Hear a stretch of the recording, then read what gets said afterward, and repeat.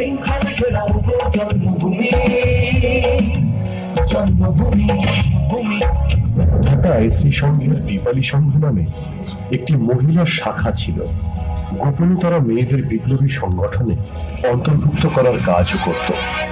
দীপালি সংঘে যোগ দিয়ে প্রীতিলতা লাঠি খেলা, ছোড়া খেলা ইত্যাদি বিষয়ে প্রশিক্ষণ গ্রহণ করেন। প্রীতিলতার লক্ষ্য ছিল মাস্টারদার সূর্য সেনের সহযোদ্ধা হয়ে ওঠা।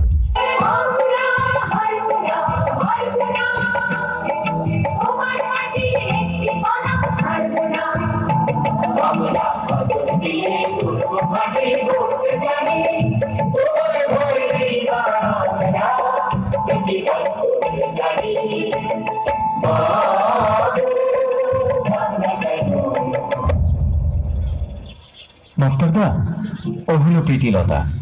আর প্রীতিলতা ইন্ডিয়ান রিপাবলিকান আর্মিতে যোগ দিতে চায়, স্বাধীনতার যুদ্ধে নিজেকে উৎসর্গ করতে চায়।